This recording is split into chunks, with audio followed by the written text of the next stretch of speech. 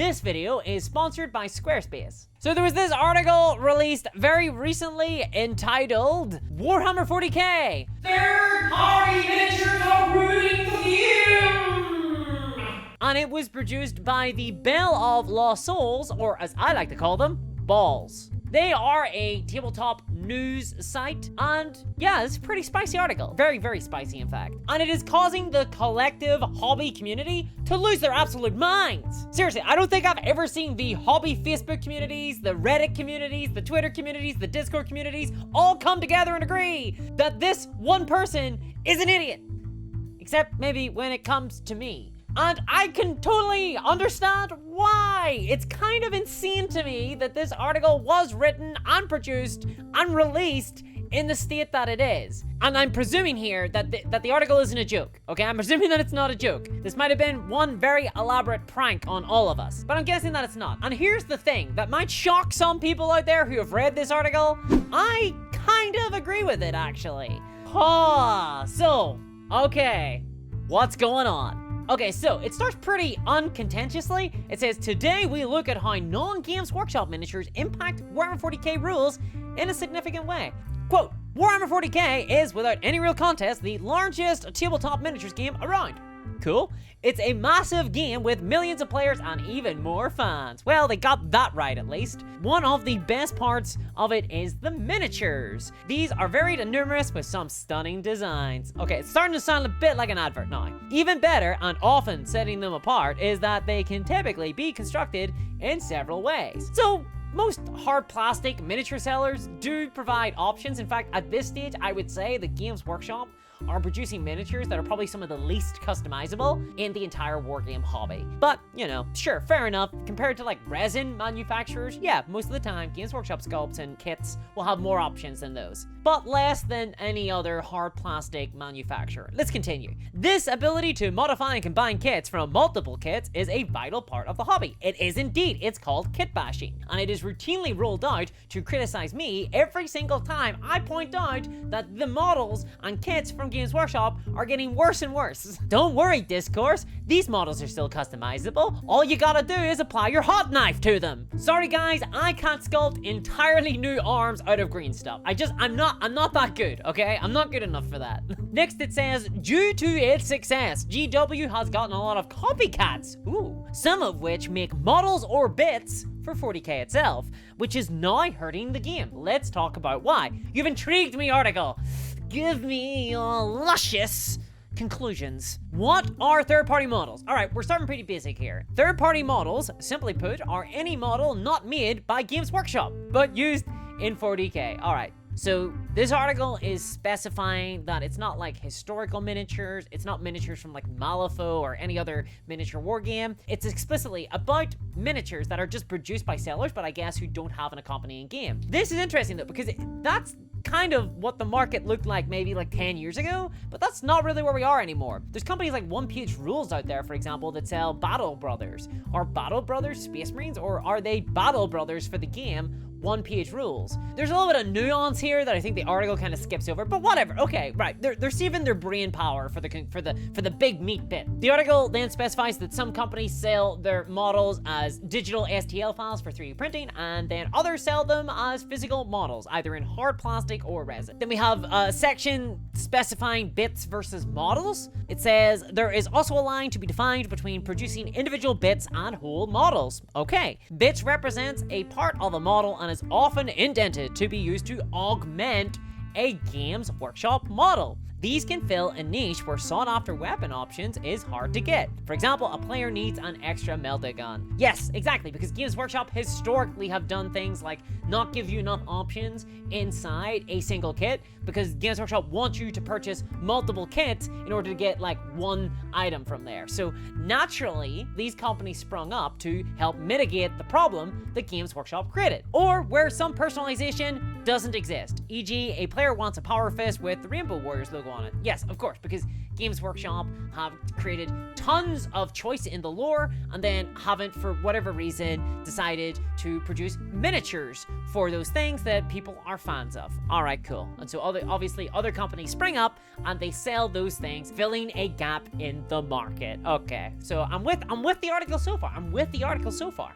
It goes on to say, some outfits also sell full models. These are not meant to augment GW models, but to replace them. And correct me if I'm wrong, but I'm starting to sense a little frowny face there in this article now. Oh dear. Okay, and now the next section makes some massive claims. I think this is where it starts to veer off the road a little bit and into oncoming traffic. There's some pretty wild statements made. The title is Third-Party Models Hurt GW and Game Stores, which is an incredibly, I think, contentious statement. So there's gonna have to be some real gold in this paragraph, some real strong steel arguments to support such a statement. Spoiler alert, I don't think there is. In fact, I think there's just madness and villainy. But before we get into that, I just want to comment on the actual website design of Balls here. I'm not impressed, honestly. It's very clear to me that they have not made their website using today's sponsor, Squarespace. Squarespace are the spider matriarch of websites. Squarespace provides the tools that allows anybody to bang out a beautiful website regardless of their skill set or ability. Perfect for me. I created a beautiful looking site in under an hour, thanks to Squarespace's automatic image scaling that ensures images always look right. I did not have to fiddle about for hours making sure that my spooky pictures of rocks were situated just right. The website was easier to assemble than a Fancast miniature, at least. The sponsor will prove that. I have no idea what I'm talking about. But one of the things that I really like about Squarespace is that they make it easy for creators to monetize their content. So if you are a miniature painter, if you're a miniature company, if you are an errant article writer, or even an international space marine third-party manufacturer, you may want to look into creating a website with Squarespace. The customizable gallery function even allows you to present pictures to visitors of your website, and it is situated in a smart, elegant way. Go to squarespace.com for your free trial, and when you're ready to launch, go to squarespace.com/discourseminiatures. There you can save 10% off your first website or domain, and there's a link to that in the description of this video. And if you use that code, then your website won't look like balls. Thanks for sponsoring this video, Squarespace. Alright, now back to the article itself instead of just the aesthetics of the article. Third-party models hurt Games Workshop and Game Store. This is a wild accusation. So here's what it says. Quote, I'm not going to get into the morality or legality of third-party models here. Okay, that's quite the statement to make. How about as a goof, we do talk about the morality and legality of this? You know, we actually engage our brains a little here. Okay, so firstly, legally speaking, third-party sellers, third-party bits, totally legal. This was all hashed out in the Chapter House trial between Games Workshop and the small company Chapter House in 2012. Like, to clarify, not only is this not illegal, this was actually a central question in a courtroom, and the judges said, go on, mate, it's fine. Don't worry about it. There is a legal precedent to say that third-party sellers are operating fine. As for the morality side, personally, I don't think it's immoral for two businesses in the same sphere to compete with one another. Apparently, that might be contentious. The article continues. However, it is fair to say the third-party models hurt both Games Workshop and your average friendly local game store. Okay, that's kind of a take. For Games Workshop, people buying third-party are simply not buying from them. Oh, you've fallen into the classic trap. Right beside you never start a land war in Asia. So this actually was something that was explicitly brought up in Chapter House. Now, we're not going to get into the nitty-gritties of Chapter House here, but suffice to say, the Games Workshop did describe third-party sellers during the Chapter House trial as stealing from them. They said that it was theft of Games Workshop IP. This was rejected by the courts. And crucially, one of the important elements of this was that there was no evidence ever produced in the courtroom by Games Workshop to show that this was the case. That Games Workshop had lost money in some way, or that licensees had become upset of third parties using the Games Workshop IP, or that consumers were beginning to view Games Workshop as having less quality because of a result of accidentally purchasing like third-party minis or anything. Basically, this entire line of thinking is debunked in a courtroom. People who buy third-party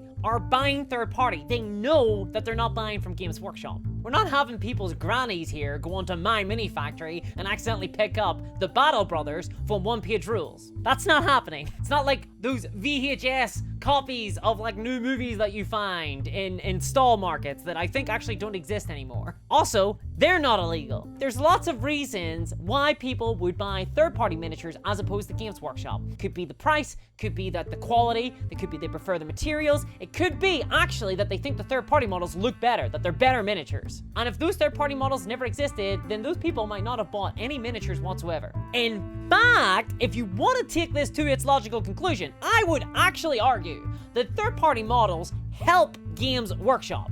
And they help them because there are people out there who do not want to buy Games Workshop models for lots of different reasons. For example, maybe they're a guard player. They want to play Elysium Drop Troops. They don't actually care about Cadians or any other models that Games Workshop are interested in manufacturing. So if they go to a third-party seller and they find Elysian Drop Troops, they're like, wow, okay, that's awesome, and they buy those Drop Troops, suddenly you have someone in the Warhammer ecosystem who has an army of Imperial Guard who otherwise would not. This is someone who is maybe buying books. This is someone who is contributing to the community, who are actually playing games against other people, who are contributing towards that massive player base that every single 40k fan seems to suggest is the reason for why they exclusively play Warhammer, and not, you know, that this is the only game they've ever been exposed to. Suffice to say, this is a lot more complicated. But anyway, we just get a sentence here in this article. I guess we have to move on. Next big contention in this paragraph. Quote, for friendly local game stores, it's a little more complicated. Well, gee whiz, the last thing was such a slam dunk. There was no complication in the previous statement that buying from other companies is theft. Quote, it boils down to that most third-party models can't be offered via a friendly local game store.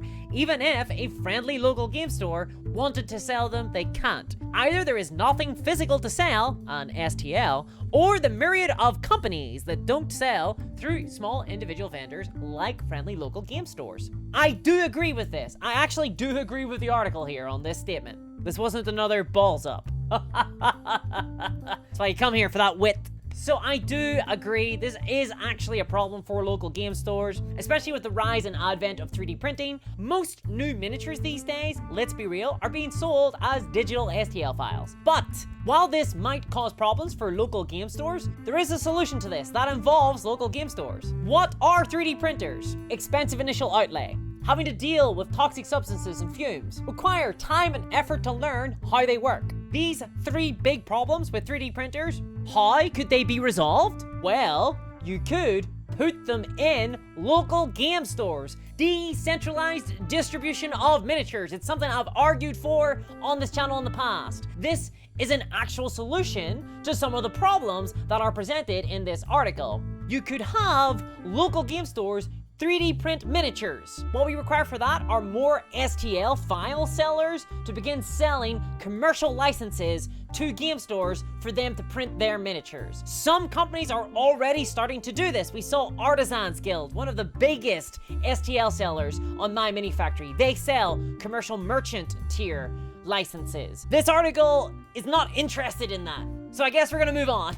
The article says, quote, because third-party models hurt Games Workshop, the company has had to find ways to discourage them, damaging the game via the rules. Okay, wow, right, so that's a sentence. There's a ton here to unpack. This sets up the next paragraph, which is titled, No Models, No Rules. So the article says, for years it was very common to find 40k unit options or whole units with rules but no models. For instance, there was a long period when there was no model for the Orc Battle Wagon. It was up to players to find a model that they could use. Yes, this is totally correct. So for example, the Tyranid Codex, like 10 years ago, it used to half the codex was just stats for monsters and units that just didn't exist in model format. You were just expected to like either kit bash them or I guess find a third-party seller who sold those models. The article says, in more recent years, GW has moved to make it so that if there isn't a model, there will be new rules. And again, yes, this is totally correct. And why? Well, the article doesn't say, but this is a response to Chapter House. That trial 10 years ago where this was all shook out in a courtroom and Games Workshop were found to be wrong. And what happened was that basically after that court case, Games Workshop started stripping out all of these extra units because Chapter House had established a legal precedent that allowed third parties to produce miniatures for unit profiles that didn't have miniatures produced for them already. And Games Workshop did not want to give them ideas. They would rather harm the hobby, they'd rather harm their games, they'd rather harm their customers than actually allow third-party sellers to thieve from them. This was the miniature wargame equivalent of getting rid of all of the benches in a subway station to prevent the homeless from sleeping there. And the article does say, quote, in large part, this has been to combat third-party models. Totally true. This article does not mention Chapter House, and it's pretty wild. Quote, if GW doesn't make a model, it's assumed that someone else will. Yes, that is Games Workshop's assumption about this. Again, the article says, rather than kit bashing from GW kits, players might buy third party. This has even led to them getting rid of unit options that aren't explicitly a bit in a set for. Once players purchase single third-party bits, they might buy whole models. So far, what the article seems to be suggesting is the Games Workshop have quite unreasonably assumed that people would buy, say for example, a single Meltagun to fill up a gap in the kit that Games Workshop produce, and then they would realize, they would take that first hit, and they would go, oh my god, I could not only buy single Meltaguns, why am I even buying the kit at all from Games Workshop? And the article is correct. Games Workshop, I think, do assume that if you indulge in the secondary market whatsoever, then you are at risk of buying from companies other than Games Workshop. And Games Workshop evidently don't want that at all. And they don't want that to such an extreme extent that they are willing to devastate their own games in order to prevent that. Because after all, there is only the Warhammer hobby. Next up is the section of the article that I think has inspired this whole thing. I have the feeling that this player is an Imperial Guard player. So this section is called Guard Got Hurt. Show me on the doll where. Quote, you can see how this affects an army very clearly in the new Astra Militarum book. A number of units that don't have explicit models are gone. In particular, classic units such as veterans and conscripts were removed from the book. I agree, this was massive, it was a total shame. A huge shame. This is pretty clearly a result of them not having specific models, despite just being conversions of the basic infantry kit. Agreed, these units were a pillar of the Imperial Guard for decades. You've also got a lot of units with weapon restrictions that seem odd until you realize that's what their box comes with, and that they can't take anything else. So anyone who has seen the reaction from Imperial Guard players to the new codex will kind of get where this article is coming from a little here. The article then goes on to say, given the introduction of 3 regimental units in the book, it's clear that the only reason we didn't get more is down to a lack of current models. Steel Legion, Mordians, Talern, all could have been in the book. However, the threat of third-party models not being used rather than conversions helped to prevent these units from appearing. This kind of action is starting to hurt the game. It's not just in the Imperial Guard book. You can see this philosophy in many of the newer codexes. Yes, totally agreed. And I think this action is hurting the hobby side of Warhammer. I think that it's hurting the variety of sculpts and variety of miniatures. I do feel like some of the codices probably do need to be tightened up a little bit. But yes, I do think that it's not a desire of good game design that's causing Games Workshop to tighten up these codexes, but rather, instead, it is a fear that someone else could potentially make some amount of money, and it's not them that inspires them to do so. As always, Games Workshop do not want some of the money. They want all of the money, and they are willing to crush anything in their path to get it. They will destroy variety, they will destroy options, they will destroy the fun of their own games in order to make more money. This is why Warhammer looks the way it is. We are entering a new era of Warhammer, one that isn't customizable, one that has limited choices. And why? Because Games Workshop are terrified that someone, somewhere will make money, and it did not enter their pocket. And the thing about this article is that it does not seem to want to address that all of this are actions, decisions made by Games Workshop. Games Workshop is not a force of nature. They don't have to behave this way. They don't have to take this perspective. But the article itself doesn't even want to engage with any alternatives, at least so far. Now, next up, we're getting to the meat of the article, I assume. It's called Fix It, But How? So, the rest of the article has presumably been a little bit of a setup. Now we're gonna deep dive into this topic, and we're gonna really wrestle. Is it right? Is it wrong? Should Games Workshop be doing this? Should they not be doing it? What's the solution? Are there any? Oh boy, I'm looking forward to this. Okay, so the article says, 40K's models, units, and characters have lost much of their customization over the past few years. Yep, we've covered that. I think it's clear that this is largely a reaction to the threat of third-party models and 3D printing. Well, it's a reaction to Chapter House, but yeah, okay, sure. Broadly speaking, sure. It's not just hurting companies, but it's hurting the game and its rules. I totally agree there. I think this is bad for the game. I think it's bad for the rules, and I do think it's bad for Games Workshop because it's leading to worse games. It is, however, a complex issue, and I don't have any easy answers. Exactly. We're gonna have to really get into this. We're gonna noodle down into the inner workings, into the inner depths of this one. Maybe Games Workshop will take more control of the tournament circuit and ban non-GW parts, or at least full models, is a better deterrent. What? Wait, hold on. I don't know, but I do hope some fix is made in the future. And then we scroll down and that's it. It's done. Left with an image that just says, "The Emperor protects." That was a conclusion. So, a lot to unpack there, really. Firstly, the article itself didn't really seem to actually deal with any of the issues. It just presented one position that I would say is very pro-corporate and also leaves out a ton of nuance and history in the hobby and the legality and the morality and the actual issues, and then just kind of doesn't do anything with it.